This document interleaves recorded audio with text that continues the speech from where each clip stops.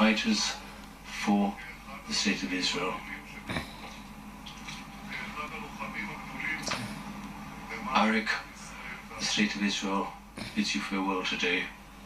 Your donation to the security of the state is closed in our chapters of the country, and your memory will forever be remembered.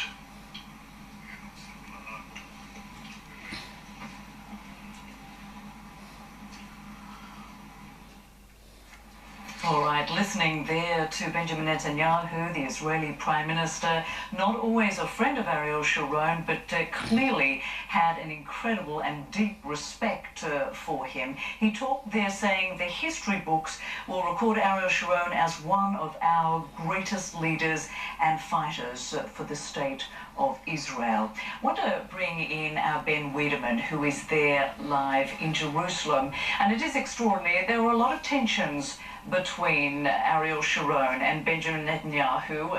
Ariel Sharon broke away from his party. He tended to go his own way in many situations. But on this day, the respect is clear and it is deep, isn't it? We heard it from Netanyahu. We heard it even more so from President Shimon Peres there, who talked about saying, "I loved you from the first moment I saw you." Yes, because that relationship between Peres and Sharon goes back to the early 1950s, when Sharon was a young commander in the Israeli army and wanted to form this what became known as Unit 101, a commando unit fighting Palestinian insurgents, so to speak.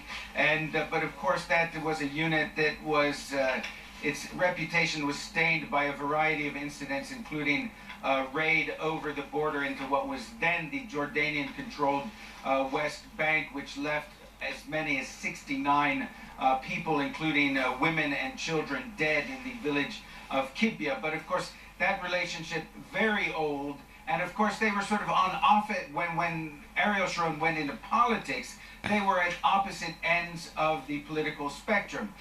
Sharon was with the Likud party on the right, whereas Peres was with the leftist Labour Party. But they had a working relationship. They knew one another very well. Now, when you come to Benjamin Netanyahu, it was a somewhat different, somewhat more rocky relationship. And I think Netanyahu should be credited with honesty there. He was saying that during his speech that there were times when I did not agree with him, Sharon, and he did not agree, which is something of an understatement. Even though Sharon was a leader who pushed the settler movement in the West Bank and Gaza for years, he was the man who decided in 2005 to pull Israeli settlers and soldiers out of the Gaza Strip. And that was really where the split became ever more clear between Sharon and Netanyahu. But nonetheless, these people know one another very well.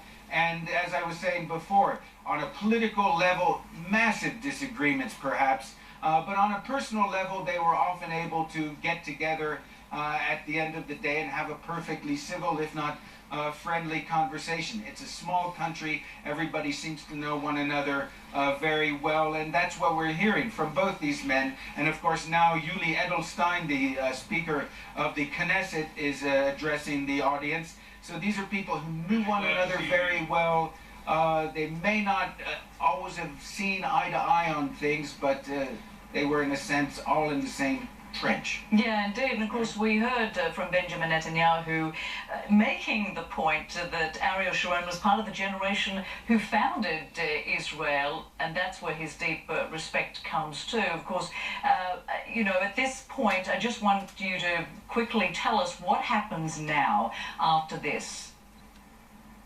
Well, what we'll be hearing from Joe Biden, the U.S. Vice President, Tony Blair, the Mideast Quartet leader, and then, of course, they will be laying wreaths on the on the casket. This will take a little bit of time because there's a long list of both Israeli and foreign dignitaries who will be doing that. Then the casket will be put back on one of those military vehicles and driven slowly, solemnly to Latrun, which is a town down from the hills here where in 1948 Ariel Sharon was wounded in Israel's War of Independence.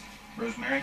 All right, Ben Wiedemann keeping us up to date on what is happening there as we take these live pictures from Israel, from the Knesset. Of course, we've heard from the Israeli President Shimon Peres and also from Benjamin Netanyahu, and we will continue to cover this. Thank you so much for watching. I'm Rosemary Church, a special edition of CNN News.